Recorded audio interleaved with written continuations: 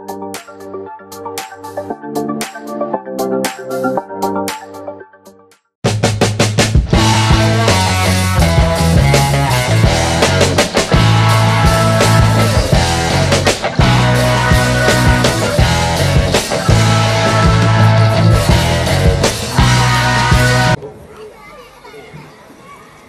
चांगली गोष्ट आहे की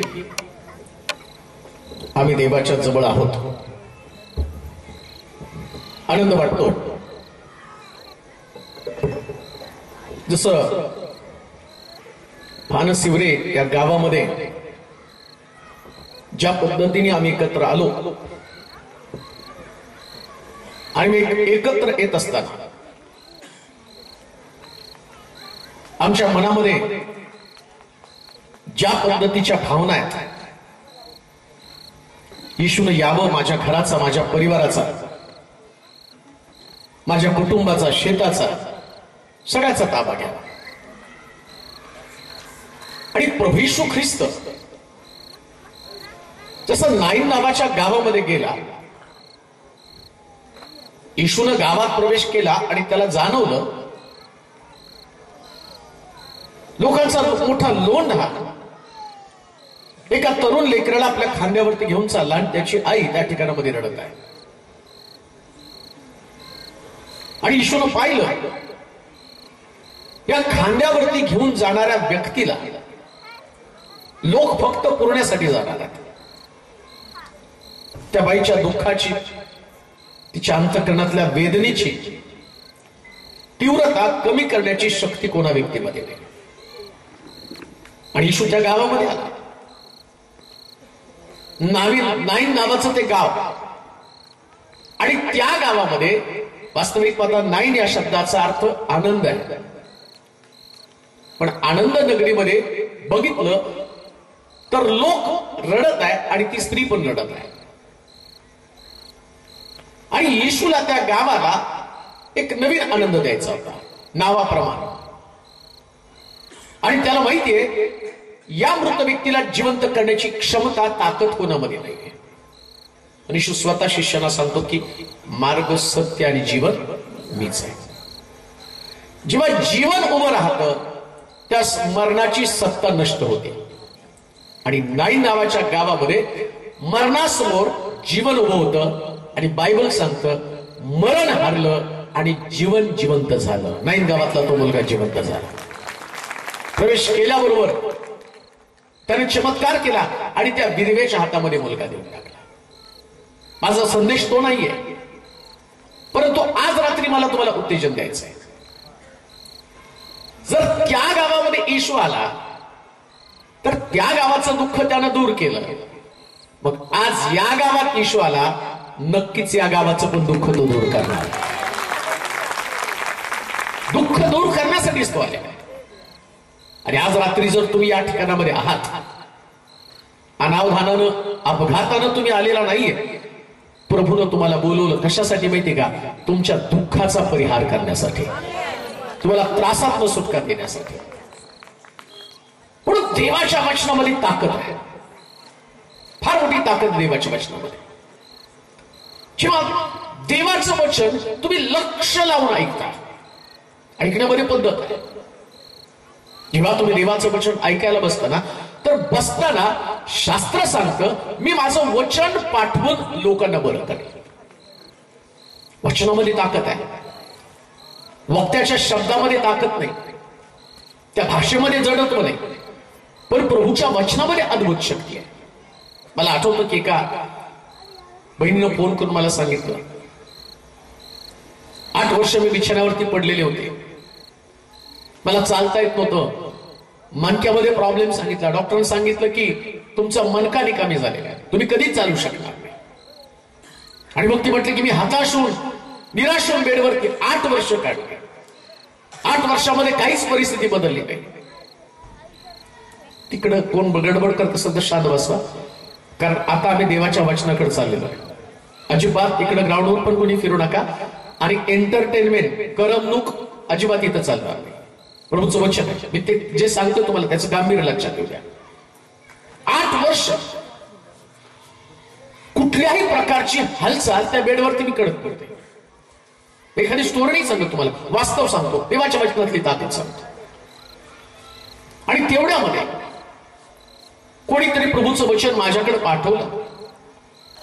बेडवरती पडून मोबाईल घेतला आणि ते मोबाईल मधलं वचन मी ऐकत होते. आणि त्या वचनामध्ये प्रभूने अनेक चमत्कार केल्या, अनेक साक्षी मी ऐकल्या. आणि बेडवरती पडून पडून मी विचार केला आणि मी प्रभूला म्हटलं, प्रभू जसं तू त्यांना बरं केलं तसं बरं करण्याची शक्ती तुला मला पण आहे. मी तुझ्या वचनावरती विश्वास ठेवते. आणि काय म्हटलं माहिती का ते बाई, तिकडं तुम्ही प्रार्थना केली, मी वचन ऐकलं आणि मला अचानक जाणवलं की माझ्या शरीरामध्ये काहीतरी शक्ती आलेली आहे. 8 वर्ष मी बेडवरून उठले नाही, पण पहिल्यांदा देवाच्या वचनानं मला उठवलं. ही ताकद देवाच्या वचनामध्ये, ही ताकद देवाच्या वचनामध्ये. म्हणून आजची रात्र बसण्याची रात्र नाही, आजची रात्र काहीतरी अनुभवण्याची रात्र आहे. आजची रात्र आमच्या शरीरामध्ये, आमच्या परिवारात, आमच्या कुटुंबामध्ये काहीतरी चेंजेस होणार. आणि आज जी गोष्ट आम्ही पाहणार आहोत, दैवी सामर्थ्य. दैवी सामर्थ्य म्हणजे देवामध्ये काहीतरी सामर्थ्य आहे. सामर्थ्य म्हणजे तुमच्या जीवनातली कमतरता जो व्यक्ती नाहीशी करतो त्याला ताकद म्हटले, सामर्थ्य म्हटलेलं आहे. जसं तुम्ही आजारी आहात तर एखादी गोळी तुम्हाला दिली जाते, त्या गोळीमध्ये काहीतरी ताकद असते. आणि तो घेतल्याबरोबर डोकं दुखायचं थांबलं, घेतल्याबरोबर शरीरातल्या वेदना थांबलेल्या आहेत, म्हणजे त्या गोळीमध्ये पॉवर आहे. आणि त्या गोळीला म्हणतात 250 पॉवर, 300 पॉवर, 500 पॉवरची गोळी, नाही का. तुम्ही गोळीला बघितलं तर त्याच्यावर पॉवर लिहिलेला असतो, किती पॉवरची गोळी आहे. बरं त्या गोळीचं वैशिष्ट्य काय माहिती का, ती पॉवर तुम्हाला गोळी घेतल्यावर काही तासच राहते, मग गोळीची पॉवर संपते. पण आज ज्या पॉवर विषयी मी तुम्हाला सांगणार आहे, याची पॉवर कधीच संपत नाही, याची पॉवर कधी संपत नाही. म्हणून त्याला दैवी सामर्थ्य म्हटलेलं आहे. जगात पण सामर्थ्य, जगात पण ताकद आहे, जगामध्ये पण तुम्हाला ताकद मिळते. परंतु ती ताकद टेम्पररी आहे, ते सामर्थ्य टेम्पररी आहे. परंतु दैवी जे दिसत नाही पण अनुभवता येतं, दिसत नाही पण अनुभवता येतं.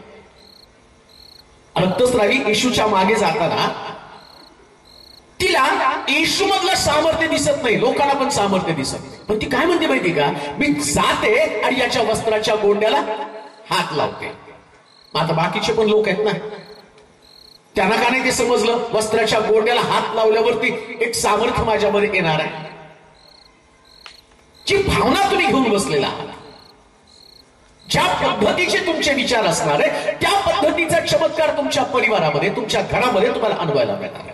सामर्थ्य आहे, परंतु या सामर्थ्याला अनुभवण्यासाठी आमचे आत्मिक नेत्र उघडले पाहिजे. ऐका, ती स्त्री जाती त्याच्या वस्त्राच्या गोंड्याला स्पर्श करते आणि तेवढ्यामध्ये तिचा रक्ताचा झरा सुकतो. आणि येशू विचारतो, कोणीतरी मला हात लावला, कोणीतरी या गर्दीमध्ये मला स्पर्श केलेला.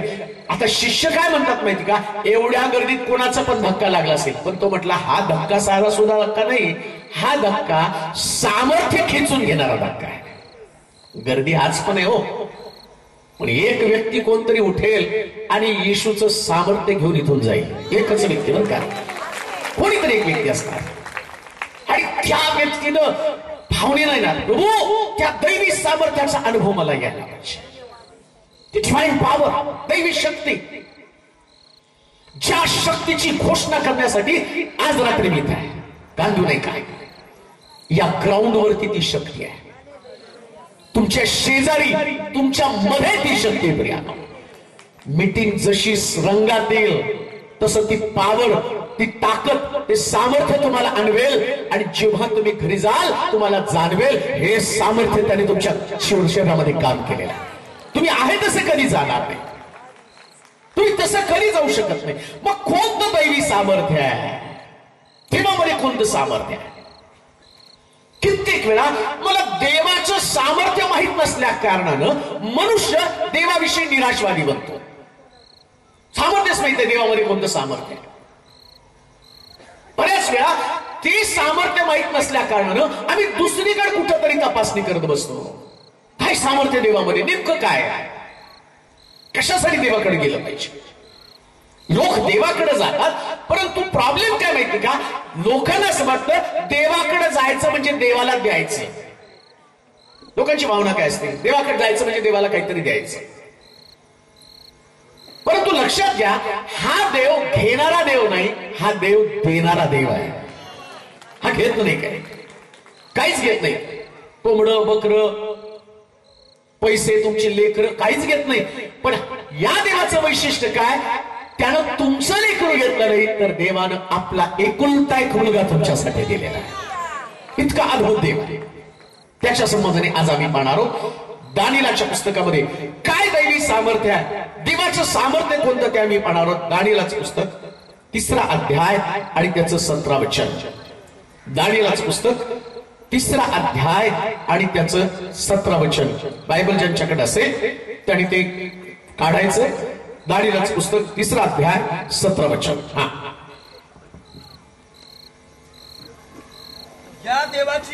ज्या देवाची आम्ही उपासना करतो तो आम्हास अग्नीच्या भट्टीतून सोडवायला समर्थ आहे. तो आम्हास धगधगीत अग्नीच्या भट्टीतून सोडवायला समर्थ आहे. ऐका, सगळं लक्ष तुमचं आता देवाच्या वचनाकडे लागू द्या. कोणती पावर, कोणतं सामर्थ्य प्रभूमध्ये आहे. एवढं सगळं कामकाज सोडून, तुमचं घर, तुमचा परिवार, तुमचं गाव सोडून, मला माहिती आहे कितीतरी गाड्या बाहेर लागलेल्या. मग तुम्ही तर आला, तुमच्या वेळ, ताकद, शक्ती सगळं काही खर्च करून आला, पण पावर तर समजली पाहिजे त्या देवामध्ये काय पावर आहे. आणि पावर माहित नसल्या कारणानं लोक फुकट मीटिंगच्या ठिकाणी हेलपाटा मारतात. येतात लोक, येताना डोक्यात कल्पना काय आहे, कुठल्या प्रकारच्या देवाला तुम्ही अनुसरत आहात, देवाविषयीची तुमची कल्पना काय आहे. आत्ताची गोष्ट आम्ही वाचली. दैवी सामर्थ्य म्हणजे काय, तो म्हणतो ज्या देवाची भक्ती, उपासना आम्ही करतो, तो धगधगीत भट्टीतनं बाहेर काढण्यासाठी समर्थ आहे. जर तुम्ही देवाची उपासना करता, जी तुम्ही आता वर्शिप केली, आता मी जे प्रीचिंग करतो ही प्रभूची उपासना आहे. आता जे शास्त्र वाचन केलं ती प्रभूची उपासना आहे. तुम्ही उपासना करत आहात, मग तुमचा देवावरती विश्वास आहे. तुम्ही देवाला शब्दांच्या रूपानं आपल्या अंतःकरणातले भाव प्रगट करता. देवासंबंधानं तुमचे विचार इतके स्वच्छ आहेत. पण तुम्हालाही माहिती पाहिजे, ज्याची आम्ही भक्ती करत आहोत, ज्याच्यासाठी मी देवाच्या मंदिरामध्ये जात आहोत, ज्याच्यासाठी आम्ही आमचा वेळ खर्च करत आहोत, ज्याच्यासाठी तुम्ही गाड्या करून आला, तुमचा वेळ तुम्ही खर्च केला, तुमचा पैसा तुम्ही खर्च केला, पण बायबल काय सांगतं माहिती का, त्याच्यामध्ये इतकी शक्ती आहे तर जगातल्या कोणत्याही भट्टीतनं बाहेर काढण्यासाठी तो समर्थ आहे. कोणती भट्टी तुम्हाला नष्ट करू शकत नाही, कोणती भट्टीची तीव्रता तुम्हाला जाळू शकत नाही. इकडं दानिएल शद्रक, मेशक, अबेदनगो राजा त्यांना प्रश्न करतो, हे शद्रका, हे मेशका, हे अबेदनगो, काय तुमचा देव या भट्टीतनं तुम्हाला बाहेर काढेल का.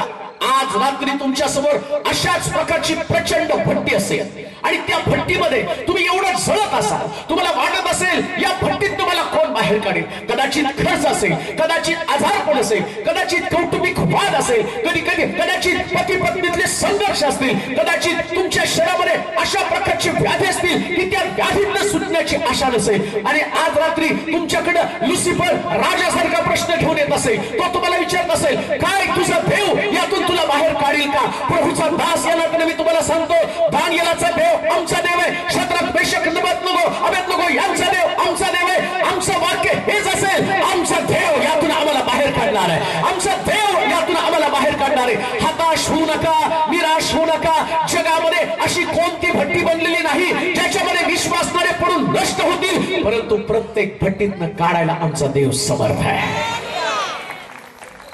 कोणती का भट्टी असेल, भट्टी तुम्हाला निराश करते नक्कीच आहे. अजून एक गोष्ट तुम्हाला सांगतो, सर्वांची परीक्षा भट्टीमधनच केली जाणार आहे. तुमचा विश्वास, भट्टी कोणाला असते माहिती का, वाचा बरं ते वचन परत वाचा, कोणासाठी भट्टी असते ते वाचणार आहोत. ज्या देवाची आम्ही उपासना करतो, ज्या देवाची आम्ही उपासना करतो तो आम्हाला दगदगी अग्नीच्या भट्टीतून सोडवायला समर्थ आहे. कोणाला भट्टी असणार आहे? उपासना करणाऱ्या लोकांना. कोणाला भट्टी आहे? चर्चला जाणाऱ्या लोकांना. कोणाला भट्टी आहे? प्रार्थना करणाऱ्या. प्रार्थना करत नाही त्यांना कुठल्याली भट्टी? चर्चला जात नाही त्यांना कुठल्याली भट्टी? सेवा करत नाही त्यांना कुठल्याली भट्टी? जेव्हा तुम्ही चर्चला जाता, जेव्हा तुम्ही प्रार्थना करता, जेव्हा जेव्हा तुम्ही प्रभूला महत्व देता, तेव्हा तेव्हा भट्टी असणार आहे. लक्ष द्या. बरेच लोक म्हणतात ना, प्रार्थनेत आलो तर प्रश्न जास्ती आले. प्रार्थनेत आलो ना, प्रभूला स्वीकारलं, जसं चर्चला जायला लागलो, जशी सेवा करायला लागलो, तसे प्रश्न आलेले आहेत, समस्या आलेल्या आहेत. आणि मी सभाला जातो त्यास बरेच सेवक लोक मला सांगतात, आम्ही देवाच्या सेवा सोडण्याच्या लागास आलो, सेवा सोडून द्यावी का? तर प्रश्न खूप आले होते. मला आठवतं की एकदा असाच रस्त्याने चाललेलो होतो. जाताना मी शॉक झालो, थांबलो, डोकं काम करणं माझं. बायबल कॉलेज केलेला एक तरुण पाठीमाग एक भलं मोठं पोतं आणि त्या पोत्यामध्ये सगळा कचरा घेऊन चाललेला होता विकायला. मला राहवलं नाही. दुसऱ्यांदा मी परत त्याच वाटेने गेलो, त्याला थांबवलं. म्हटलं, अरे काय करत आहे तू? तुझं तर बायबल कॉलेज झालेलं आहे. तुला काय करू बाळक साहेब?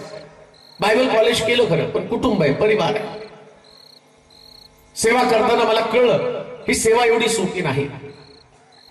घरातले प्रश्न, कुटुंबातले प्रश्न, या सगळ्या प्रश्नाला मी घाबरलो, सेवा बंद केली आणि आता रस्त्यावर कचरा जमा करतो ते विकायला जातो.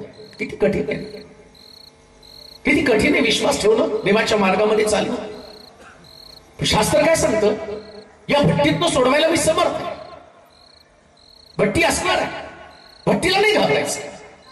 शद्रक मेशक अबेदnego राजा त्यांना प्रश्न करतो, काय तुझा देव यातून तुला बाहेर काढेल का? आज रात्री तसेच प्रश्न तुमच्या समोर. तुमची परिस्थिती तशीच आहे आणि तुमचं मन तुम्हाला विचारतं, काय देव यातून मला बाहेर काढेल का? प्रभू यातून मला सुटका देईल का? काही कुटुंबामध्ये एवढे मोठे प्रश्न असतात, एवढा संघर्ष असतो कुटुंबामध्ये. पती पत्नीचे वाद विकोपाला जातात, घटस्फोटापर्यंत प्रकरण येतात. कधी कधी नवरा घटस्फोट देऊन टाकून पण जातो. परिवारातले लोक तुम्हाला जवळ करत नाही. कामाची समस्या बघितली तर कामाच्या ठिकाणी सुद्धा तुमची बात जात आहे. त्याही ठिकाणामध्ये कुठली आशा नाही आहे. कर्ज तर डोंबलभर झाले, डोक्यावर एवढं कर्ज झाले, किती भट्टी आहे. डॉक्टरकडे गेला, डॉक्टरने सांगितलं तुमचा आजार बरा होऊ शकत नाही, किती मोठी भट्टी आहे. पण बायबल सांगतो माझ्या देवामध्ये सुटकेचं सामर्थ्य आहे, सगळ्यात सुटका देऊ शकतो. लाजरस मेला, त्याची बहीण म्हणती आता त्याला मरून 4 दिवस झालेले, जायला नको तिथं वास येणार आहे. पण शास्त्र सांगतं ना, जसा देव भट्टीतनं बाहेर काढतो तसा देव कबरेतनं पण बाहेर काढतो. सगळ्यांना बाहेर काढण्याचं सामर्थ्य त्याच्यामध्ये. जर तुमचा देवावरती विश्वास आहे, भट्टीवरती विश्वास ठेवू नका. एक गोष्ट ध्यानात ठेवा, भट्टीपेक्षा सुद्धा देवाची शक्ती मोठी आहे. जोरात आम्ही म्हणाल का? भट्टी आहे. आणि असं लिहिलं, शद्रक मेशक अबेदnego तिघांना भट्टीमध्ये टाकला. आणि राजा काय म्हणतो माहिती का? 3 टाकले पण आतमध्ये 4 फिरत आहेत. टाकले किती आणि आतमध्ये फिरतात किती? आणि त्यानं तो असं म्हटला, एकाच मुख देवाच्या पुत्रासारखं दिसतंय आणि देवाचा पुत्र प्रभू येशू ख्रिस्त आहे. जेव्हा तुम्ही भट्टीमध्ये असता, तुम्ही पडण्याच्या अगोदर देवाचा पुत्र उडी मारतो, तो उडी मारतो. आणि तोडी मारून काय करतो माहिती का? सगळी भक्तीची शक्ती स्वतःमध्ये घेतो, अग्नी स्वतःमध्ये घेतो. आणि शास्त्र सांगतं, तिघांना बांधून आतमध्ये टाकलं, पण आतमध्ये बागेत फिरावे तसे ते फिरत होते. एक गोष्ट ध्यानात ठेवा, भट्टी तुम्हाला नाश करण्यासाठी नाही, भट्टी तुम्ही बागेत फिरण्यासाठी आहे. बागेतल्या भट्टीमधल्या असणाऱ्या त्या अग्नीची ताकद तुम्ही जाणून. शास्त्र सांगतं, तू अग्नीतनं चालशील त्यास ते तुला पोळणार नाही, जलातनं चालशील त्यावेळेस ते तुला बुडवणार नाही. का? कारण युगाच्या समाप्तीपर्यंत तुमचा देव तुमच्या बरोबर आहे. युगाच्या समाप्तीपर्यंत तुमचा परमेश्वर तुमच्या सोबत आहे. तो तुम्हाला कधी सोडत नाही, कधी टाकत नाही. म्हणून भट्टीला घाबरू नका. डिव्हाइन पॉवर, दैवी सामर्थ्य. आज रात्री दैवी सामर्थ्याचा अनुभव आम्हाला घ्यायचा, दैवी सामर्थ्याचा. जिथं सगळं संपतं ना तिथं दैवी सामर्थ्य काम करतो. सगळं संपल्यावर लाजरसला मरावं लागतं तेव्हा येशू त्याला जिवंत करतो. आधी लाजरस मेला पाहिजे ना. शद्रक मेशक अबेदनगोला भट्टीत टाकावं लागतं तेव्हा भट्टीची आगडी शांत झालेली दिसते. दानिएलला सिंहाच्या गुहेमध्ये पडावं लागतं तेव्हा सिंहाचं तोंड देव बंद करतो. हे सिद्ध होणार आहे. तुमच्या समोर सुद्धा भट्टी तुम्हाला नाश करण्यासाठी नाही, तुमच्या जीवनात साक्ष घडवण्यासाठी. का? देव सुटका करणार आहे याच्यासाठी तुमच्याकडे भट्टी आहे. देव तुमची सुटका करणार आहे. प्रश्न किती मोठा प्रश्न आला, डोक्याला हात लावून नाही बसायचं. आमच्याकडनं साधं सर्दी खोकला आलं तर डोक्याला हात लावून बसतो. आणि चर्चमध्ये भली मोठी प्रार्थना बरं का, देवा यांचा विश्वास वाढव, यांचा अग्नी आला तसं काय पवित्र आत्मा, यांचा विश्वास वाढव, यांचा विश्वास वाढव, अंक करू तंक करू तंक, एवढी जोरात ओरडून ओरडून प्रार्थना करायची. थोडासा प्रश्न आल्याबरोबर किती पण विश्वास ठेवणारे लोक छातीत डोकं किती सांगतात जास्त दिवस नाही तिथे घ्या ओरकून. आम्ही त्याच्यासाठी तुम्हाला गाडायलाच नाही का. कसले विश्वासणारे आहेत इकडं. राजा ज्या देवाच्या मी उपासना करतो या भट्टीतनं सोडवायला तो समर्थ आहे. हे डिवाइन पॉवर आहे. ही डिवाइन पॉवर. विश्वासणाऱ्या लोकांनी आजाराला घाबरायचं नाही, आर्थिक प्रश्नाला पण घाबरायचं नाही. का झाडाखाली बसलेला एलिया देवानं त्याचा कावळा बंद केला. तोडला. तुझी तरतूद मी विधवेच्या घरामध्ये करून ठेवलेली आहे. बरं कुठल्या कुटुंबात देवानं पाठवलंय? त्याला मोठा वाटलं असेल अशा रिटायर झालेल्या गव्हर्नमेंट सर्वंट आंटीकडे पाठवलं असेल नाही का, त्यांच्याकडे बॅलन्स भरपूर असेल. आणि मग तोडला एक सिस्टर, एका आंटीच्या घरी तुला प्रार्थनेला जायचंय. तेव्हा कोणत्या सारपत या ठिकाणात एक विधवा आंटी आहे. माझ्यासारखं सेवक बरं झालं विधवा आहे, कोण नाही तिला, म्हणजे गेल्यावरती चांगलं ऑफरिंग मला देईल. गेला त्या घरामध्ये आणि जाताना पाहिलं बाईच्या हातात 2 काटक्या. याचं फिरलं डोकं. सेवेला पाठवून पाठवून कुठल्या घरामध्ये पाठवलं ज्या बाईकडे काहीच नाही, 2च काटक्या. त्याला म्हटलं काय मागावं हिला. म्हटलं बाई मला प्याला भर पाणी दे. मला वाटतं निराशेनं बोलला नाही का तो. तेव्हा गेलं आंटी चहा तर ठेवा म्हणतात, पण यांनी चहाची सुरुवातच केली नाही. हिच्या घरात काही 2 काटक्या. म्हटलं चहा कुठला मिळतो. आणि मग म्हटलं आंटी जरा पाणी देता का प्याला भर. ती पाणी आणायला गेली. डेअरिंग केलं. येता भाकर घेऊन मागं वळून बघितलं. मीच उपाशी आहे, मी खाणार, माझा मुलगा खाणार, दोघं मरून जाणार आहे. पुन्हा डेअरिंग केलं. त्याला माहिती आहे डिव्हाइन पॉवर, दैवी शक्ती काम करणार आहे. ज्या परिवारामध्ये काही नसतं ना तिथं देवाचं काम लवकर आणि तात्काळ होतं प्रियानो. आणि ते अद्भुत असतं. काही नाही ना सुरुवात. श्रीमंत असलेला श्रीमंत करण्यात काय मजा आहे हो. तुमच्याकडे भरपूर पैसे आणि मी तुम्हाला सांगतो देव तुम्हाला पैसे देणार आहे, तेच ठेवायला जागा नाही. मला राहायला घर नाही, मी चालत चालत फिरतो आणि सेवा करतो. आणि तिथं प्रभू म्हणतो मी तुझी परिस्थिती बदलणार आहे. याला डिव्हाइन पॉवर म्हटले. डिव्हाइन पॉवर त्याला म्हटले ज्याच्या मंडळीमध्ये कोण येत नाही, ज्याला बोलण्याची शक्ती नाही, जो स्वार्थ सांगतो लोक पळून जातात. आणि तिकडे देव म्हणतो आता तू बोलशील आणि हजारोचा जबाब तुझ्याकडे. याला डिव्हाइन पॉवर म्हटलेला आहे. जिथं काही काम होत नाही ना तिथं देव काम करतो. म्हणून आज रात्री आशा कुणाला आहे. आज रात्री जर ती व्यक्ती तुम्ही असाल तुमच्याकडं आशा धरण्यासारखी परिस्थिती नसती. विधवेची परिस्थिती, एलियाची परिस्थिती. ऐका, एलियाची परिस्थिती नव्हती त्या बाईवर विश्वास ठेवा. एक भाकर, तिच्या घरात एकच भाकर आहे, मुलगा खाणार आणि ती मरून जाणार. आता दैवी कामाला सुरुवात होणार आहे. राजा ज्या देवाची आम्ही भक्ती करतो, उपासना करतो, तो देव यातून सोडवायला समर्थ आहे. इकडे एलिया पण त्या बाईला सांगत आहे अगं भाकर मला दे. माझी जी पावर प्रभूनं मला दिलेली आहे, तुझ्या भाकरीला बरकत देण्याची पावर माझ्याकडे आहे, तुझ्या भाकरीला मोठं करण्याची क्षमता माझ्याकडे आहे. त्या बाईनं शेवटची भाकर आणून दिली, तोंड पाहत बसली. एलियानं भाकर खाल्ली, पाणी पिलं. आता म्हटलं तुझ्या घरातली परात घेऊन ये, आता म्हटलं तुझ्या काठपटीतलं पीठ घेऊन ये. महाराज सगळं भाकरीचं पीठ संपलंय, कुठं तरी तुला पीठ ते घासण्याची ते पीठ कुठं तरी लागले, ती काठवत घेऊन ये जी तुला घासायची.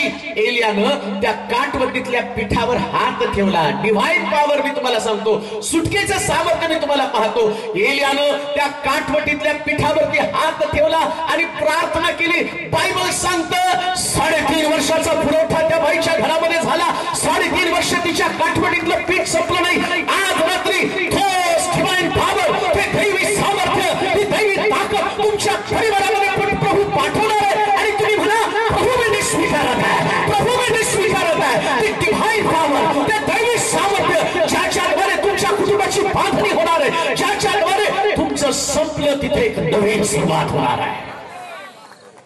Divine power.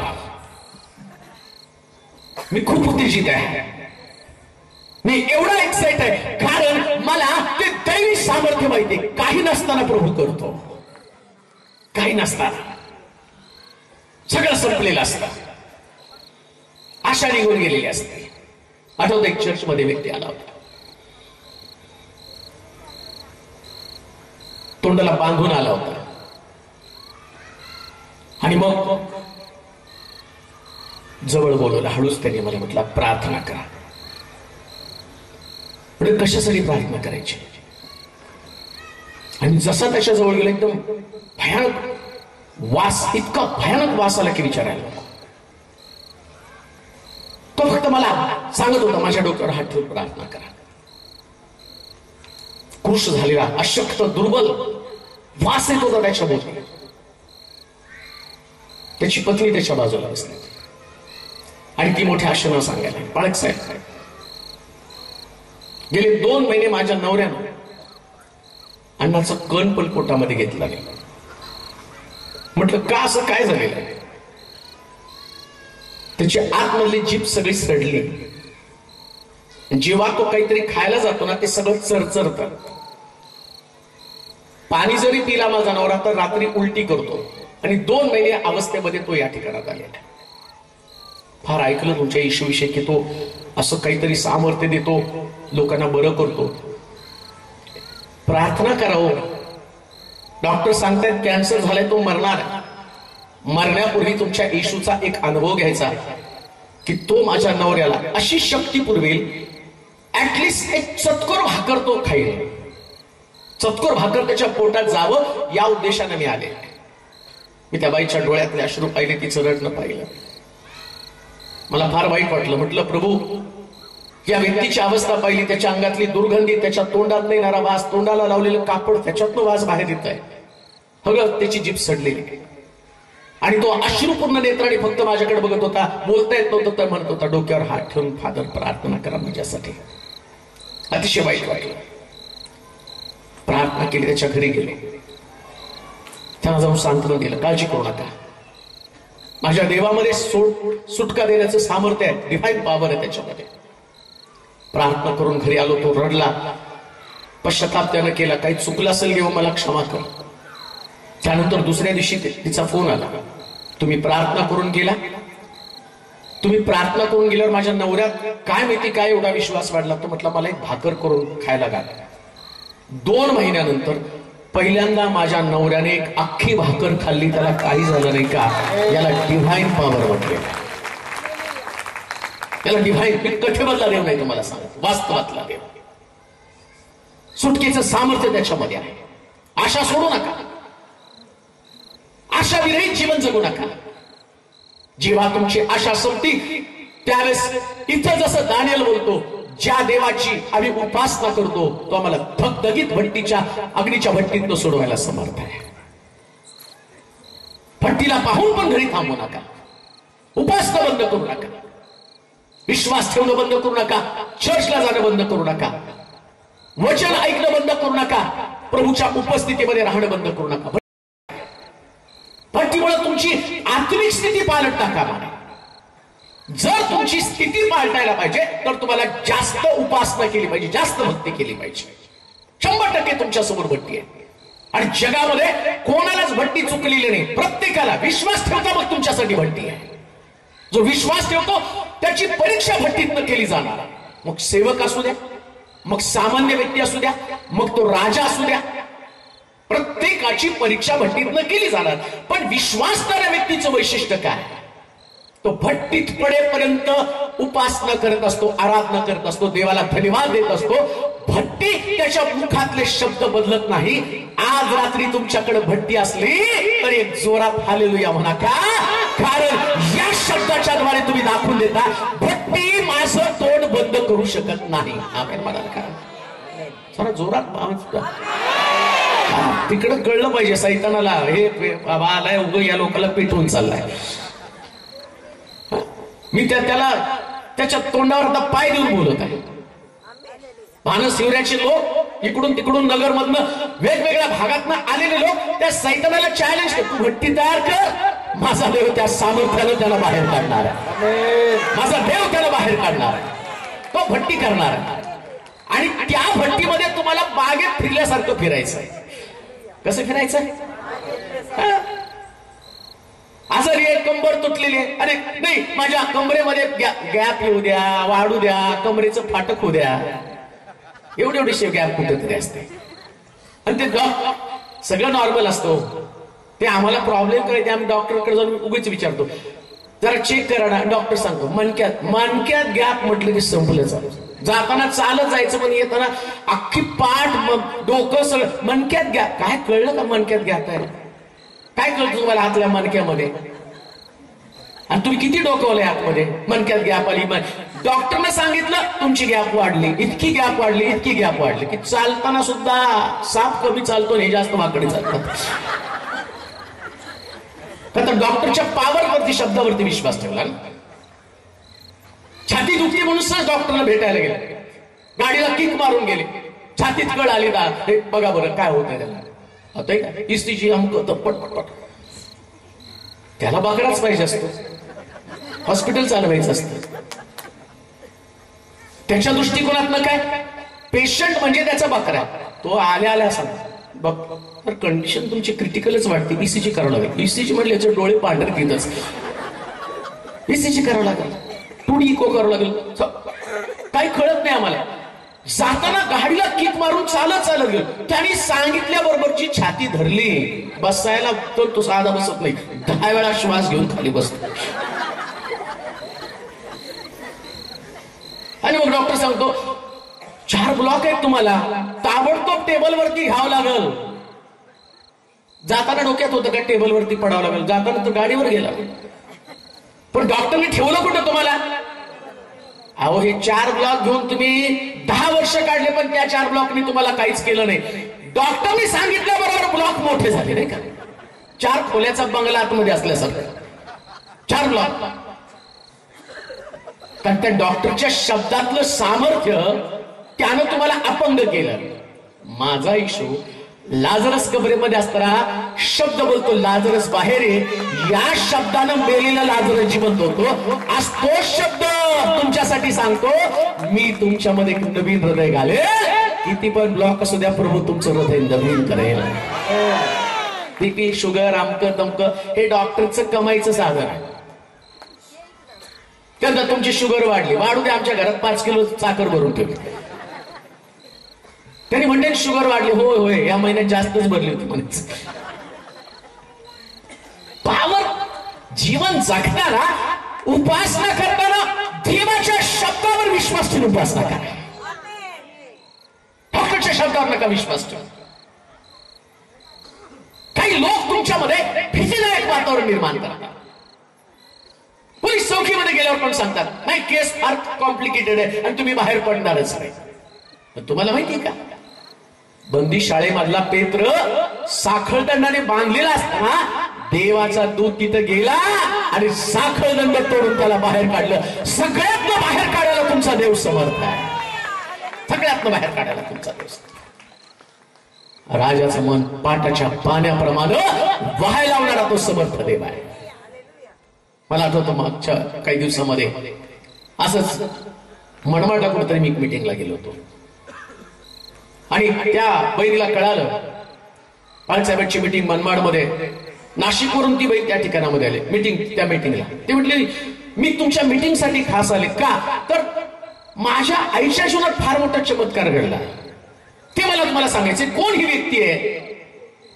तुम्ही पण आज मी आल्यावर बरेच लोक म्हटले पहिले युट्यूबला बघत होतो, आता समोर बघायला नाही, अजून शिंग नाही, शिपोट नाही, सगळं आहे तसंच. बरेच लोक म्हणतात तसं दिसतं. एक व्यक्ती असाच युट्यूबला बघून एकदा चर्चमध्ये आला आणि तो चर्चमध्ये आल्यावर मी सकाळी उठून चर्च साफ करत होतो. ट्रॅक पॅन्ट घातलेली, टी शर्ट घातलं आणि वॉचमन नव्हता म्हणून मी झाडायला, आणि तो व्यक्तीने युट्यूबला बघितलं होतं. आला जाओ जरा पास्टर साहब को बोला. म्हटलं क्या काम है? मी कशाला सांगते पास्टर साहब मी जरा पास्टर साहब को बोला क्या काम है? नहीं बॉम्बे से उनको मिलने आया. मिलो तो फिर सामने खड़े. अरे तुम पास्टर साहब हो क्या? मग आता युट्यूबवर मी सूट बूट घालून थांबतो, झाडायला पण सूट बूट घालून थांबू का? तिथं वेगळे दिसत होता, इथे वेगळे दिसतात. अरे बाबा तिथे येताना तुम्ही बघता म्हणून थोडस तोंडावर थापावं लागतं का? तुम्हाला तेच चांगलं लागतं ना. सांगण्याचं तात्पर्य जे तुम्ही आहात ना हे बनवणारा देव समर्थ आहे. पावर त्याच्यामध्ये, शक्ती त्याच्यामध्ये. ते सामर्थ्य तुम्हाला देत असताना कधी कधी लोक तुम्हाला भ्रमनिरास करतील, तुमचा विश्वास काढून टाकतील, अशा प्रकारचे शब्द तुम्हाला बोलतील. त्या शब्दानं तुम्ही निराश होणार. मग त्या बहिणीविषयी सांगत आहे. तिने सांगितलं 8 वर्ष माझी आई एका जागेच्या केससाठी कोर्टामध्ये खेट्या मारते. 8 वर्ष झालं त्या जागेचा निकाल तिच्या बाजूला लागत नाही. माझी आई कंटाळून गेली होती आणि त्या दिवशी युट्यूबला तुमचा संदेश लागला. त्या संदेशात तुम्ही अशी प्रार्थना केली, देव तुमच्या शेताचे प्रश्न आज रात्री सोडवणार आहे. आणि त्यांनी ते ऐकलं. ते म्हटले मी स्वीकारते. 8 वर्ष ज्या केसचा निकाल लागण्यासाठी अटकाव करत होते, दुसऱ्याच दिवशी माझ्या आईच्या जमिनीच्या केसचा निकाल लागला आणि जमीन तिला मिळाली. का? हे सुटकेचं सामर्थ्य फक्त प्रभू येशू ख्रिस्तामध्ये आहे. फक्त प्रभू येशू ख्रिस्तामध्ये. हे दैवी सामर्थ्य, डिव्हाइन पॉवर, डिव्हाइन पॉवर. प्रभूवरती विश्वास ठेवा, येशूवरती विश्वास ठेवा. मी तुम्हाला उपदेश करा म्हणून करत नाही, माझ्याकडे आहे ते 100% सत्य आहे. पुढे आलो आणि सत्य देवाच्या सत्य वचनाची घोषणा मी करत आहे.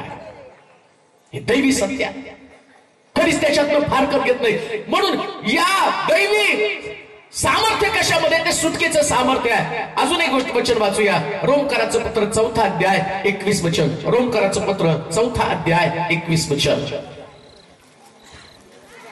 दैवी सामर्थ्य पाहत आहोत आम्ही.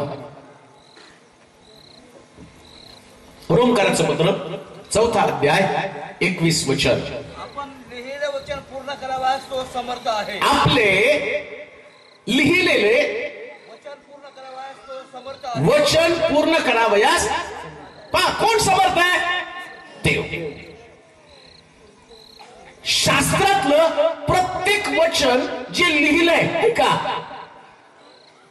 सगळ्यांचं लक्ष माझ्याकडे सुद्धा. इकडे तिकडे कुठे बघू नका. तुमच्याकडे जे बायबल आहे, ज्या वचनाची घोषणा मी तुमच्या समोर करत आहे, शास्त्रात असं लिहिलं, यातलं प्रत्येक वचन पूर्ण करायला देव समर्थ आहे. कोणतं वचन आहे?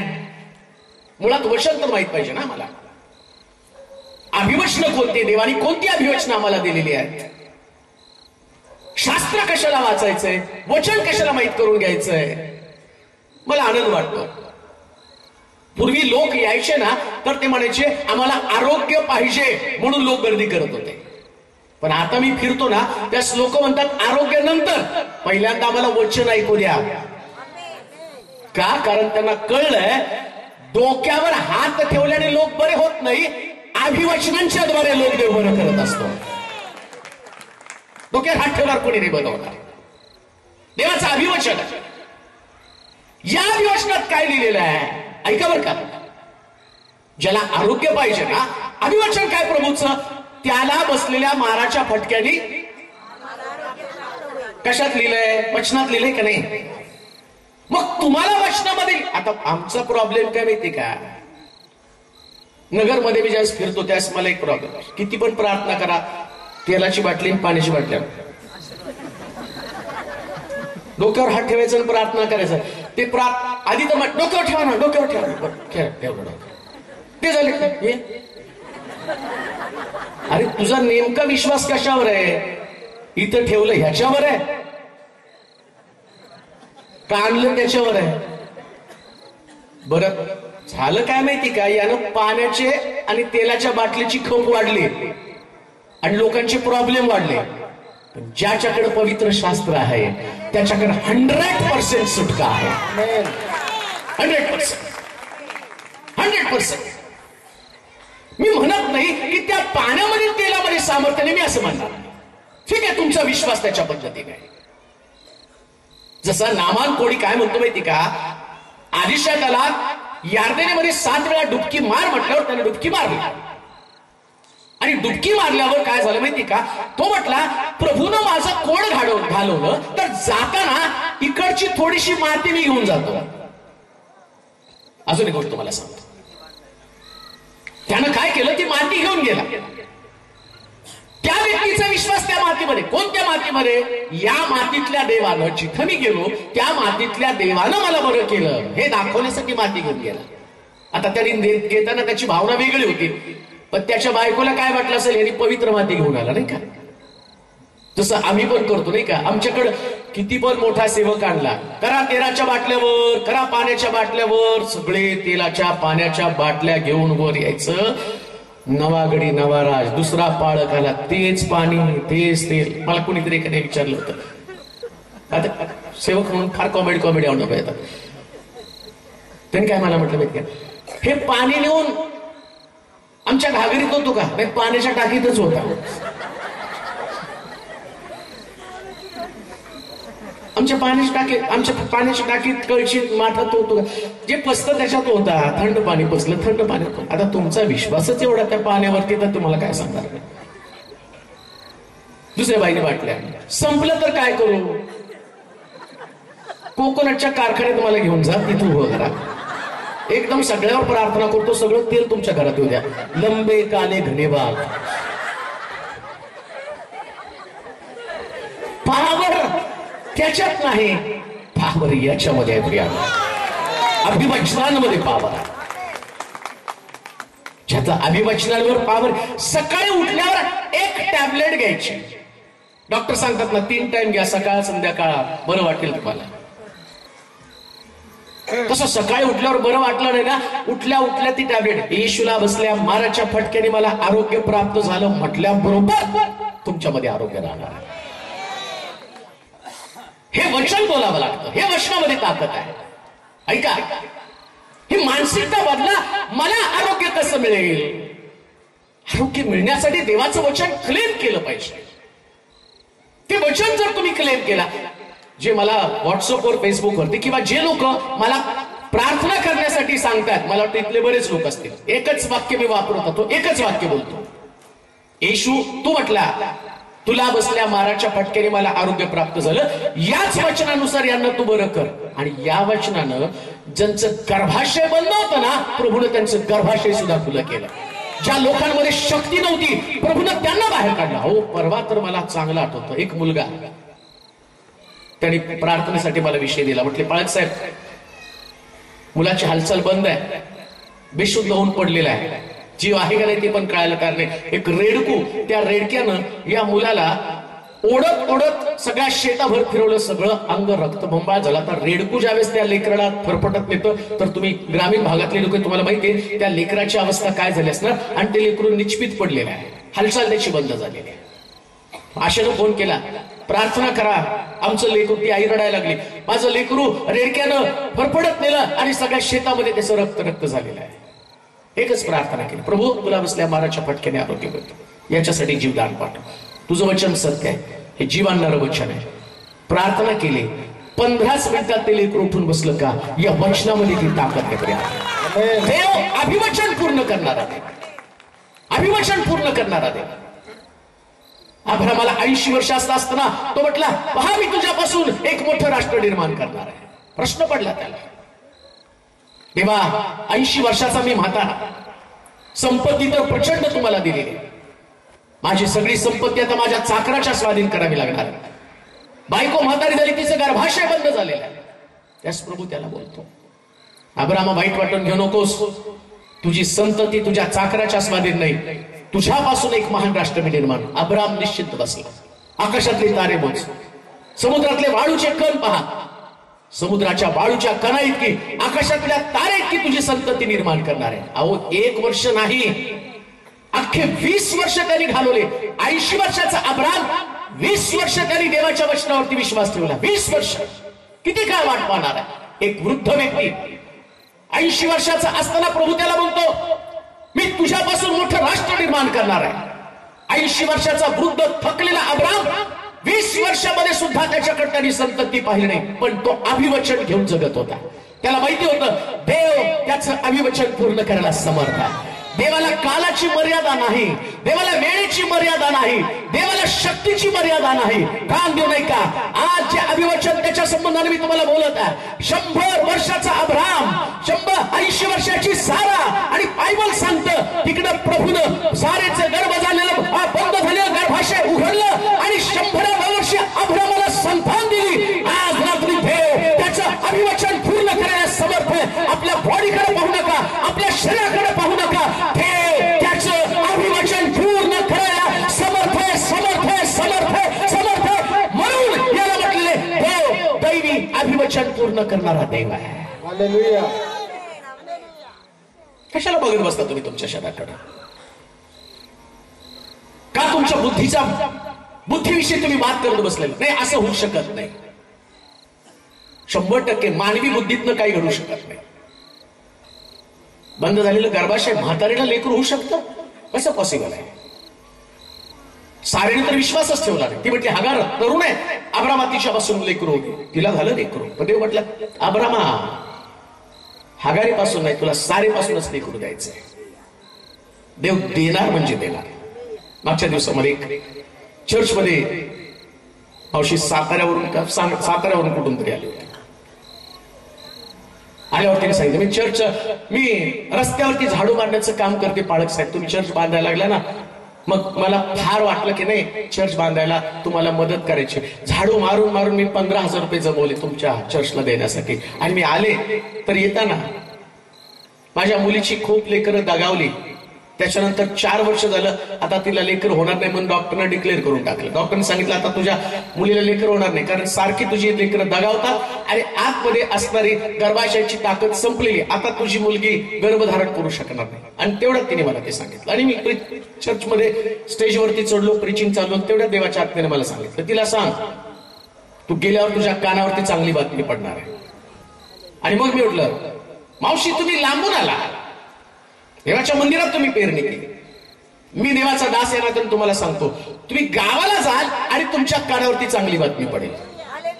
आणि ती एवढी एक्साइट झाली. गेली आठवड्याने तिच्या मुलीचा फोन आला, मग मी डॉक्टरला दाखवायला गेले आणि डॉक्टर आश्चर्यचकित झाले. डॉक्टरने सांगितलं मी प्रेग्नंट आहे. का? हे दैवी सामर्थ्य अभिवचन पूर्ण करणारा तुमचा देव आहे. कथेतला देव नाही मी तुम्हाला सांगतो, वास्तव देव मी तुम्हाला सांगतो, त्याची पाळमुळं विश्वासामध्ये रुजलेली आहे. जो देवाच्या वचनावरती विश्वास ठेवतो त्याच्यासाठी प्रभू सगळं काही करायला समर्थ आहे. ताकद नाही तुम्हाला, तुमच्या कुवतीच्या पलीकडे देव काम करतो, तुमच्या सामर्थ्याच्या पलीकडे, ताकदीच्या पलीकडे देव काम करतो. ईशाच्या मुलाला तो म्हटला रानात मेंढ्या चालणारा मुलगा घेऊन ये, मला त्याला राजा बनवायचा आहे. ईशाचा बाप म्हणतो राजा होण्याच्या लायकीचा तो नाहीये. लक्षात ठेवा, देव नालायकाला लायक बनवतो. कुणाला लायक बनवतो? आणि जो उगा देवासमोर भापारा मारेल तर मी असं आहे मी तसा आहे तो म्हणतो बस कोपऱ्यात. आणि तुम्ही देवाकडे गेला प्रभू माझी योग्यता नाही. मोशे मग जड ओठाचा मनुष्य आहे. याच्या आधी मोशे भाऊ मारत होता नाही का, इस्रायल लोकांना गेला, भांडणं करायला लागल्यावर मिस्त्रीला मारून टाकलं आणि दुसरे भांडायला गेलं त्यांच्यातला हे गप्प रे म्हटलं ए तू त्याला मारलं कसा, घाबरून पळून गेला राजवाड्यात न बाहेर. आता 80 वर्षाचा मोशे झाला, देव त्याला बोला चल आता माझी सेवा कर. तो म्हटलं देवा म्हातारा झालोय, ओठ जड आहे, बोलता पण येत नाही. आणि हे वाक्य बोलल्यावर तो म्हटला मी तुला इस्रायलाचा अधिपती करेल. मोशे तुझ्याद्वारे हजारो लोक, लाखो लोकांचं तारण करेल. जेव्हा तुम्ही प्रभू समोर नालायक बोलून येता ना, या नालायकालाच प्रभू लायक बनवतो. हे दैवी सामर्थ्य आहे, अभिवचन देव पूर्ण करतो. कोणती तुमची कुवत आहे? तुमच्या कुवतीकडे बघू नका. काय बुद्धी आहे, काय तुमचा इतिहास आहे, काय तुमचा परिवार आहे, कसली शक्ती तुमच्यामध्ये आहे, कुठं तुमची ओळख नाहीये, प्रयत्न करता हाती तुमच्या काही लागत नाही, कान देऊ नये का? याच अवस्थेमध्ये तुम्ही या ग्राउंड वरती बसलेला असाल, परंतु मला तुम्हाला उत्तेजन देऊ द्या की तुम्हाला तुमचा प्रभू अभिवचन देऊन सगळं पूर्ण करणार आहे. 100%. औरंगाबादच्या एका मीटिंग मध्ये मला त्या औरंगाबादचे पास्टर आले का?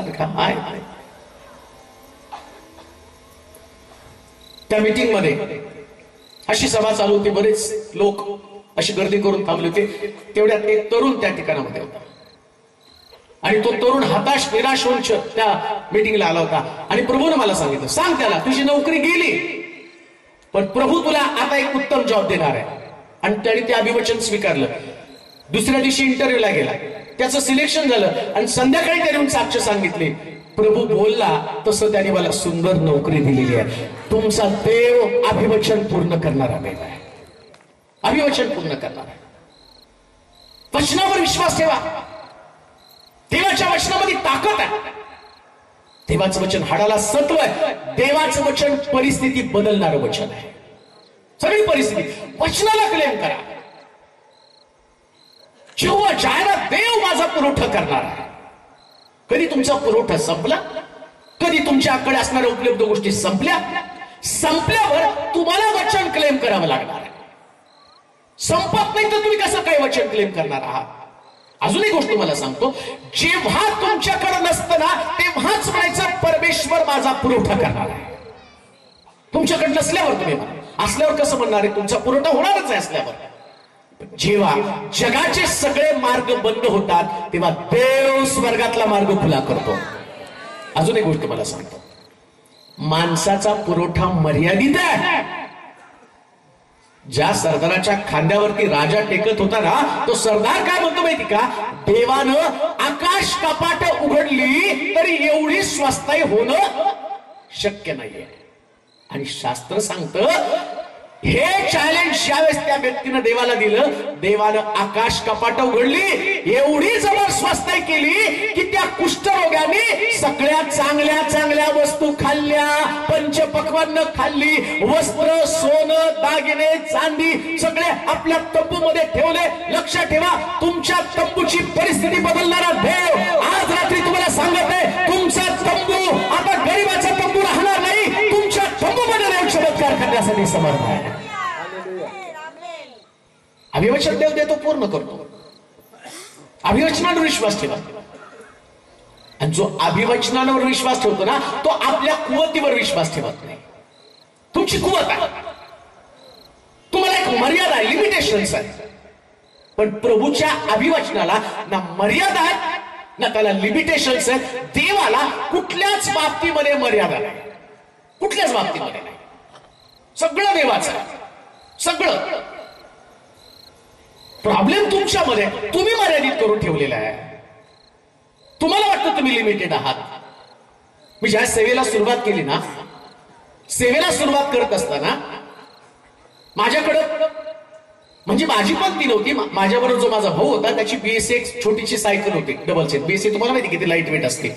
मग तो पुढे बसायचा, मी पाठीमागे कॅरियर बसायचो आणि ती सायकल चालवत चालवत जायचो. आणि चर्चमध्ये जे लोक होते ना, सगळे गरीब लोक. 10 पैसे, 20 पैसे, 30 पैसे, आता तर बंद झाले नाही का, पण त्यासाठी 10 पैसे, 20 पैसे असे पैसे द्यायचे. चर्चचं दानपात्र किती जमायचं माहिती का? 22 रुपये, 22.5 रुपये, 27 रुपये आणि क्रिसमस असलं तर 85 रुपये. आणि त्याच्यामध्ये मला चर्च चालवायचं, चर्चचं भाडं भरायचं. आठवड्याचं भाडं ज्यास मला 27 रुपये दानपात्र येत होतं, त्यास आठवड्याचं भाडं माझं 450 रुपये चर्चचं भरावं लागत होतं.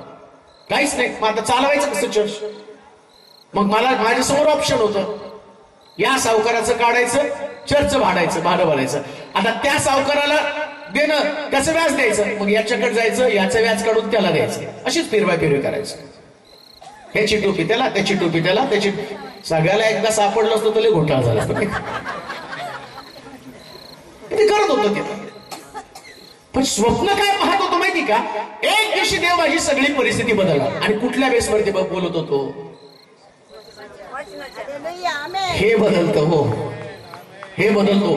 आणि देवाला माहिती हे कसं बदलायचं. मला हे पण माहिती होतं, देव मला बदलण्याच्या अगोदर सगळ्या लोकांची कुवत बदलणार आहे. जे लोक 2 रुपये 3 रुपये 10 पैसे 20 पैसे देतात ना, आज तुम्हाला माहिती का, मंडळीमध्ये एक एक व्यक्ती 25-25 हजार दशांश देणारा व्यक्ती आहे. म्हणजे देवानं पहिले त्याला सदन केलं. 25-25 हजार. काही लोक तर परदेशातनं मला पाठवतात, लगेच कॉल करू नका बरं का, आम्हाला नंबर द्या म्हणून. त्यांचं नाव पण मला माहिती आहे, पण पाठवतात. पण ते का पाठवतात? मी याच्यावर विश्वास ठेवला. मी लोकांच्या गरिबीवरती, त्यांच्या दारिद्र्यावरती नाही विश्वास ठेवला. मला माहिती हे गरीब आहे, मला माहिती यांची कुवत नाहीये, पण मला हे पण माहिती आहे, विधवेला 3.5 वर्षाचा पुरवठा देणारा देव यांची पण परिस्थिती बदलून टाकेल. आणि आयोग, वेतन आयोग काय आले माहिती का तुम्हाला? ज्या वेतन आयोगानं 5,000ची पगार आज 1-1 लाख झाली, ती देवानं अभिवचन दिल्यामुळं, त्याला माझे लोक श्रीमंत करायचे होते म्हणून त्यानं सगळ्याला श्रीमंत करून टाकलं, म्हणून हे वेतन आयोग आले. आम्ही म्हणाल का तुमचा पण फायदा आला होता. म्हणजे देव अभिवचन पूर्ण करताना कोणा एका व्यक्तीला नाही, सरसकट सगळ्याला आशीर्वाद देतो. म्हणून याच्यावर विश्वास ठेवा. तुमच्या परिस्थितीवर बिलकुल विश्वास ठेवू नका. अहो, ज्या परिस्थितीतनं मी आलो त्याच्यातनं मी तुम्हाला, आज जी माझ्याकडे सूट दिसत आहे दरवेळेस, आता उद्या पण मी एक नवीन घालून येणार आहे. म्हणजे भाव मारायला नाही घालून येत, तुम्ही मला ओळखा म्हणून पण मी घालून येत नाही. पण मी एक याच्यासाठी येतो, एक दिवशी रस्त्यावरचे 10 रुपयाचे कपडे मी घातलेले आहेत.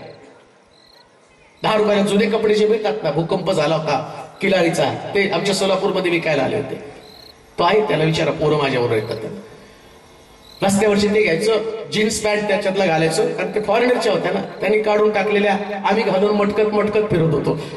10 रुपयाची जीन्स पॅन्ट असं दाखवत होतोस काय मी फॉरेनला जाऊन आलो, पण ते घातलं मी त्या टाइम. 10 रुपयाचे ते 20 रुपयाला स्वेटर होतं, ते घालायचं फिरत. मग स्वप्न मात्र माझं मोठं होतं की एक दिवशी देव हे सगळं बदलणार आहे. आणि आज मी तुमच्या समोर एक काय तो माहितीये का, दाखवायचंय, देव अभिवचन पूर्ण करतो. हालेलुया. देव अभिवचन पूर्ण करतो. देव अभिवचन पूर्ण करणारा देव. कुठे आहात तुम्ही? कुठल्या कल्पनेमध्ये तुम्ही जगत आहात? ज्या देवाचे उपासना तुम्ही करता, ज्या देवाची आराधना करता, याला पवित्र शास्त्र तुमच्या हातामध्ये दिलेलं आहे. आकाश कपाट उघडून मावणारी एवढे आशीर्वाद मी तुम्हाला दे. आकाश कपाट उघडून काम देऊ नये का? सेवा सामान्य असू द्या, सामान्य स्थितीमधलं प्रभूचं काम तुम्ही करत आहात. विश्वास ठेवून देवाच्या मार्गामध्ये चालत आहात. आणि लक्षात ठेवा, देवाला सामान्य लोकांची गरज आहे. कशासाठी? या सामान्य लोकांना तो म्हणतो, उठून अधिपतीच्या पंक्तीला मी तुला बसवेल. हे प्रभूचं अभिवचन. अधिपतीच्या पंक्तीला बसायचं, परिस्थिती बदलायची. 10 कुष्ठरोगी येशूकडे आले. ऐका, म्हटले, गुरुजी आमच्यावर दया करा, तुम्ही आम्हाला बरं करण्यासाठी समर्थ आहे. येशू म्हटलं, जा, तुम्ही बरं झालं याजकाला दाखवा. 10च्या 10 निघाले, याजकाला दाखवण्यासाठी निघाले. मी डिव्हाइन अभिवचना संबंधाने बोलत आहे. कुष्ठरोगी, या कुष्ठरोगाचा नियम काय होता? जर कुष्ठरोग झाला तर त्यांनी मंदिरात यायचं नाही. याजक जोपर्यंत खात्री पटवून देत नाही हा शुद्ध झाला, तोपर्यंत कोणत्याही परिस्थितीमध्ये त्यांनी लोकांमध्ये पण जायचं नाही. आता येशू सांगतो, जा, याजकाला दाखव तू बरा झालेला. वाटेमध्ये जाताना इकडं शब्दातली ताकद, अभिवचनातली ताकद, यांचं सडलेलं शरीर, परंतु प्रभूने अभिवचन दिल्यावर तुटलेलं नाक, डोळे वर आलेले, हाताची बोट सडलेली, पण अभिवचन काम करत होतो. याचे डोळे जे खोल गेले होते ते बाहेर येऊ लागले. याचं सडलेलं शरीर आता ते पूर्ण बरं होऊ लागलं. आणि कुष्ठरोगी एकमेकाकडे बघू लागले. आणि ते म्हटले, अरे आपण बरं झालेलो आहोत, आपण बरं झालेलो आहोत. लक्षात ठेवा, या सडक्या कुष्ठरोग्यानं ज्यानं बरं केलं तोच तुम्हाला अभिवचन देतो. मी बरं करण्यासाठी समर्थ आहे, मी बरं करण्यासाठी समर्थ आहे, मी रोग निवारण करण्यासाठी समर्थ आहे. आणि शास्त्र सांगतं, त्यातला एक जण आला, येशूच्या चरणाजवळ उपडा पडला. तो विचारतो काय, अरे 10 बरे झाले, एकच माघारी आला का? ते 9 कुठे आहेत? कुठे आहेत ते 9? त्या 9ला सुद्धा मी बरं केलं होतं. प्रभू अभिवचन सगळ्याला देतो, पण त्या 9 कुष्ठरोग्यांसारखं कृतज्ञ होऊ नका. जी सुटका त्यानं तुम्हाला दिली. कोणीतरी मला सकाळी मीटिंग मध्ये सांगितलं, मला साक्ष द्यायची माझ्या मुलाची. दवाखान्यामध्ये जाताना ऑपरेशन करण्याच्या अगोदर त्यांनी प्रार्थना करायला सांगितली. मुलगा म्हटला, आई काळजी करू नको, मी बरा होऊन बाहेर येणार आहे. आणि ते म्हटले ऑपरेशन झालं आणि माझा मुलगा आईला म्हटला, बघ मी तुला सांगितलं नाही का, मी बरं होऊन बाहेर येणार आहे. कुठल्या बेसवरती? प्रभू अभिवचन पूर्ण करणारा देव. कोणती परिस्थिती असू द्या, मृत्यूच्या बंधनामधनं तुम्ही जात असाल, देवाच्या वचनात सांगितलं नाही का, मृत्यू छायेच्या दरीतून मी जात असलो तरी. मग हे अभिवचन नाही का देवाचं? मग का घाबरता तुम्ही? का मरणाची भीती तुमच्यामध्ये आहे? पुष्कळ लोकांची समस्या, माझ्यामध्ये भीतीचा आत्मा आहे, त्यातनं मला सुटायचं आहे. मरणाची भीती वाटते, उद्याच्या दिवसाची भीती वाटते. कान देऊ नाही का? प्रभूचा अभिवचन आहे, तो तुम्हाला मरणाच्या बंधनामध्ये कधी अडकून पडू देणार नाही. मरणामध्ये जीवन प्रदान करणारा तुमचा देव आहे. मग का भीती बाळगता? का सैतानाची भीती बाळगता?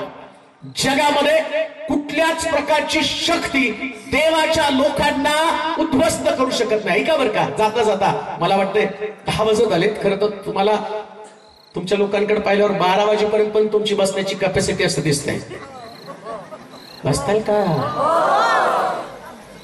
अर्धे तर लोक तर गो म्हणायला लागलेत घरी.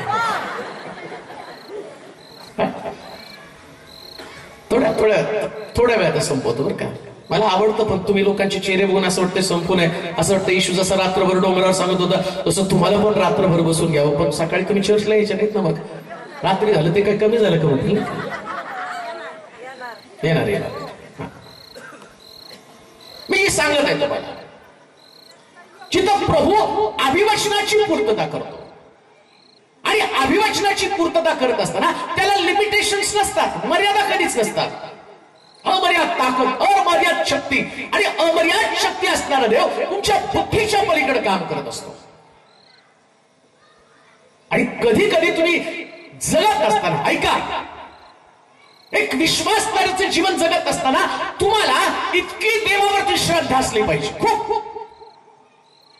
अभिवचन तुमच्याकडे. आणि अभिवचन तुमच्याकडे असताना दिवसा सूर्याची, रात्री चंद्राची तुला पाठ आहे ना? मनावर सगळेजण. अरे म्हणा की जोरात. आणि फोन करा, आज पौर्णिमा आहे, आज अमावस्या आहे, आणि आज आमच्या घरात त्रास होणार. आणि वचन काय? दिवसा आणि रात्री. मग का अमावस्या पौर्णिमेची भीती वाटते?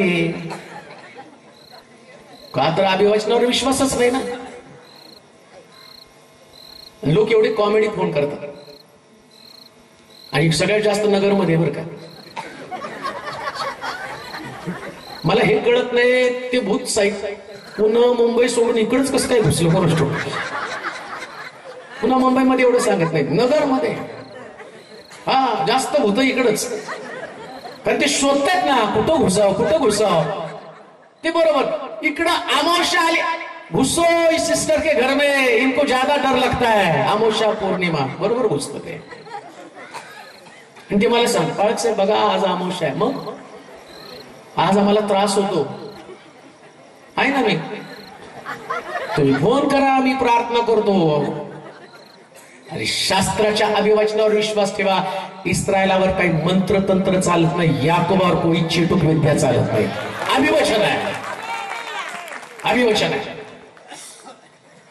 जिथं आम्ही चर्च बांधलं ना, चर्च बांधल्यावर त्या दगडाच्या थडग्यावरती बसून आम्ही जेवत होतो. समोर चर्चचं बांधकाम एकदम थडगे होते. ते लोक आहेत, फादर म्हटलं काय तुम्ही थडग्यावर बसला? म्हटलं काय झालं? मग अहो 350 वर्ष ते तिथे आहेत, त्यांना तर घालवायला लावलं आम्ही. 3.5 वर्ष तिथं थांबले, त्या शेतामध्ये बांधून ठेवले, आणि तुम्ही मटण खायला लागला. तुला कोणी सांगितलं त्या भूताला मटण आवडतं? काय लॉजिक आहे तुमचं, सांगा बरं. त्याला मटणच आवडतं. आणि आमच्याकडे पद्धत, आमच्या विश्वासणाऱ्या लोकांची, बाळा कब्रस्तान मध्ये चाललाय, जरा कोळसा मीठ घेऊन जा, मटणाच्या कालवणाला. का तर त्या भूताला खारटला मोठं झालं आतमध्ये ठेवलंय ना, त्या भूताला असं वाटलं जास्त खारट आहे नको खायला, मग कोळसा घाल मीठ घाल घेऊन जा. आणि काय लॉजिक आहे, येशूच्या शब्दावर विश्वास नाही कोळसा मिठावर विश्वास आहे. आणि त्याच्यापेक्षा बहादूर आमचे लोक आहे. काळा दोरा बांधा पहिलवानाला, नजर नाही लागली पाहिजे. काळ्याला कुठली नजर लागणार सांगा? काळा दोरा बांधून ऑलरेडी तुझं आहे सगळं. बाळाला टिक्का काळा लावा. आणि त्याच्यात आमचे थांब ग बाई येऊ नको नजर काढू दे. त्या पोरीला घरामध्ये घ्यायचं, मिरच्या ओढायच्या टाकायच्या, तडतड तडतड. काय नजर लागली? तडतड तडतड तडतड. अरे मिरच्या सुकलेल्या आहे म्हणून तडतड वाजते, त्याच्यात काय नजर लागली? आणि एवढे फॉरेनर ते त्यांना नजर लागत नाही, आमच्या काळ्या मित्रांना नजर लागते. एवढ्या मोठे हिरो हिरोईन येत आहेत, पिक्चर गाजवत आहेत, त्यांना नजर लागत नाही. हिच्या नाकाचा तपास नाही, हिच्या डोळ्याचा तपास नाही, हिला नजर लागते. काय लॉजिक आहे? बायबल सांगतं इस्रायलावर काही, मग कशाला तडतड मिरच्या वाजवतात, कशाला मिठाचा सत्यानाश करता? मटणात घालून खाऊ त्याच्यापेक्षा. लिंबू दारात पडले, आमकं दारात पडलं, आणि काय एवढी जबरदस्त करणी केली ती, एवढ्या टाचण्या त्याच्यात घातल्या. घेऊन या पुस्तकाला कुठंतरी लावून ठेवतो. टाचण्या, भावली, लिंबू, मिरची, याच्या ताकद नाही, याच्यापेक्षा मोठी ताकद देवाच्या वचनामध्ये आहे. हे पॉवरफुल आहे, हे पॉवरफुल आहे, अभिवचन आहे. कोणताच मंत्र तंत्र तुझ्यावरती चालणार नाही. आज रात्री मी 100% तुम्हाला सांगतो, असलं कोणतं मंत्र तंत्र असेल तर आज रात्री ते नष्ट होणार आहे. आज रात्री ते सुटका मिळणार आहे. जगामध्ये जो आहे त्याच्यापेक्षा माझ्यामध्ये आहे तो पॉवरफुल आहे. अहो जेव्हा माझ्यातला येशू बाहेर येतो ना, बायबल सांगतं 6000 भूत लागलेला एक मनुष्य येशू समोर आला आणि तो म्हटला, आम्हाला का तू त्रास देत आहे? लक्षात ठेवा, सैतान लोकांना त्रास देऊ शकत नाही. ज्यांच्याकडचा येशू तो सैतानाला त्रास देण्याचं काम करत आहे. या भूताची शक्ती नाही, त्यास देवाची शक्ती काम करते. त्यास भूताची शक्ती नष्ट होऊन जाते, अंधारी शक्ती नष्ट होऊन जाते. आणि म्हणून लक्षात ठेवा, देवाच्या अभिवचनावर विश्वास ठेवा. आज रात्री ते अभिवचन तुम्हाला सुटका देणार आहे. आज रात्री ते अभिवचन या सर्व प्रकारच्या सैतानी बंधनात त्या लोकांना सुटका देण्यासाठी प्रभूचं अभिवचन आहे. या अभिवचनाला पूर्ण करण्यासाठी प्रभूचं वचन आज तुमच्याकडे आलेलं आहे. आज एकही व्यक्ती सुटकेशिवाय घरी जाणार नाही, एक पण नाही. कोणाला वाटतं ना मला भूत लागलंय, आता वर्शिप करू, कसं तुमचं भूत जात नाही बघतो. आणि काही लोकांची ट्रॅजेडी ही माहितीये का, प्रत्येक मिटिंगला 30 सिस्टर घुमत असते.